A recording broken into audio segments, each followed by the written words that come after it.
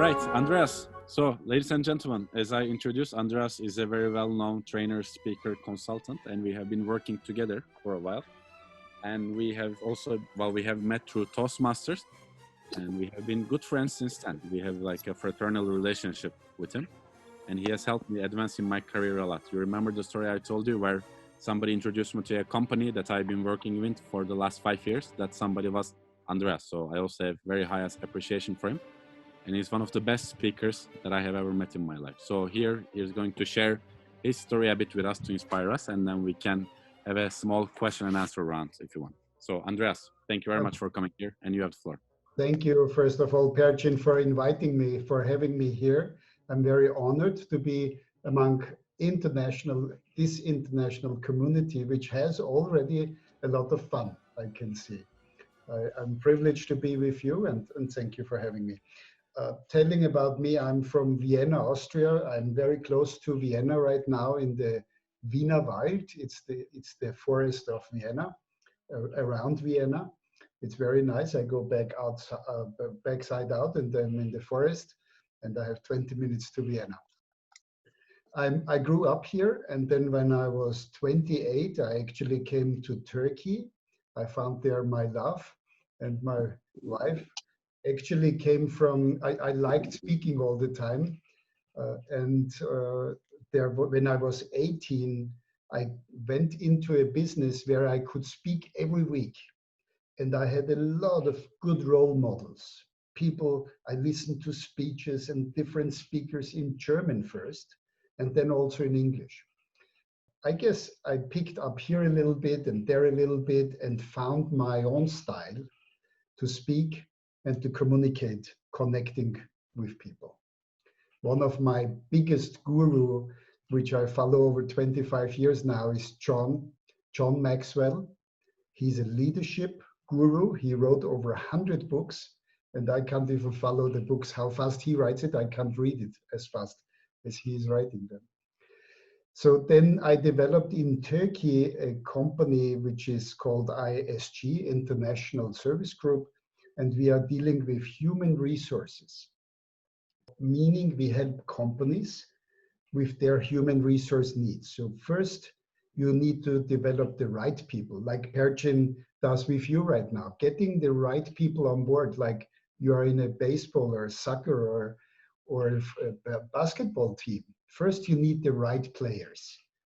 And this is what I did with ISG, getting very experienced trainers, recruiters, assessors, people in the HR field, or people from like a CEO from a company. So in that built this company, ISG. And one of them is Percin. He is one of our trainers, and he's the young generation of our trainers, and he brings a lot of energy.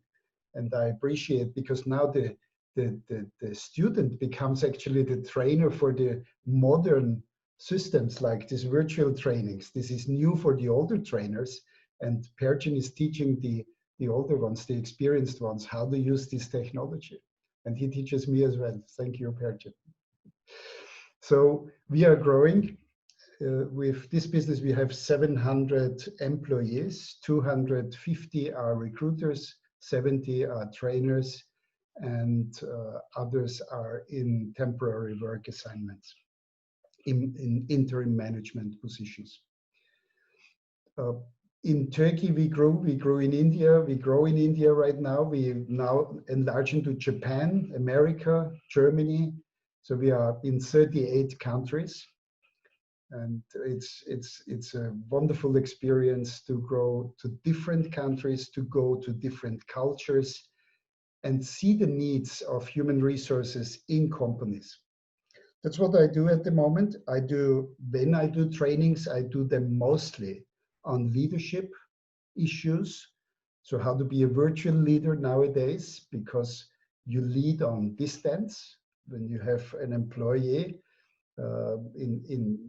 in any kind, so you need to lead them. And in the past, leaders were used to seeing the people and touching them, and now they are on a distance, home office. So this is quite a challenge for both parties. For one, how I'm not controlled 100%, and the other one, how can I lead them now? So it's a different leadership style, and that's quite enthusiastic, actually. We look to this situation, I look to this situation very different, because we always said to the people, think out of the box. What we are now in which situation we are now, is the box is blown away from all of us. There is no box anymore, and we all have to think new ways, new new normals. And what is the new normal? So much to me. I would say, if you want to know something, ask me. It's better to have a Q&A than keep talking. Okay, thank you very much, Andreas. We have around 5 minutes to, well, because Andreas doesn't have a lot of time as well, we can ask him some questions. Again, as he said, he is, well, apart from being very good at his job, he is also trying to catch up with the latest trends. I think this is one of the strong part of him. I make fun of him that sometimes he's not catching up enough, but as an example, now he's doing online trainings and he bought a green screen. So he bought one of these green things that you can pull, as you can see, and he learned how to put stuff on the background so he can train anywhere. He can put, I don't know, the Eiffel Tower, he can put ISG logo. So this was very, very innovative of him. He's also very international in what he does. So that's also a very huge advantage, because a lot of people, especially that are not generally in their comfort zones, and Andreas goes out from his comfort zone a lot. Riza, yes, please. Thanks for the introduction of yourself. It was very interesting for us. When did you decide to become a speaker? How? I don't know if I decided it. I guess I loved speaking all the time. When I was in school, they always pushed me in front because I was talking to the teachers and to the class and so on. Later in business, when I was 18, I had the opportunity to make a presentation every week. And I could try things, and I could feel the reaction of the people. So the content was always the same, and that was important at the time, because I didn't have to focus the content anymore. I knew the content. If you woke me up in the middle of the night and say, start in minute 6, I could give the content of minute 6. So I could really focus the people and connect with them. And that is quite different now with this virtual issues. And I saw the feelings, and I changed my content accordingly to the reaction of the people. But this was when I was 18 years old. Okay. And now he's 30. So thank you. 12. Okay, thank you so much, Andreas. I was also wondering, what kind of content do you cover in your trainings? And also, how do you develop this content, and how you decide on which directions to go? Yeah, that's a very nice question. Thank you. In my career, that shifted, of course, because first you are a specialist of something, and then you become a trainer, and then you become a trainer. So I compare it with the Chicago Bulls. You maybe know that is from my time, Michael Jordan and those guys. So you are first, you need to be in the game. You need to play very hard and every day 8 hours and together for the Bulls, and not for this gang and for that gang, but really commit to one organization and play with them very hard and do what it takes. There is no excuse. And I did play very hard, more than 8 hours a day. And then, of course, when you start leadership, when you start bringing other good players on the team, then you may play with them. Within time, though, you are out-aging them, or your functions get different, because you need to help them to be good on the floor. So now I help the specialists to be good at the customer. When I create and that becomes leadership. And what is right now happening out of the one country leadership, I grew out of the general manager position and become more a coach for a couple of general managers of countries. So it's again a new changing role. When I develop a content, let me make the simplest one. When I start from scratch, I put one word in the middle of a page, and then I write one words which come to my mind around this page, for instance.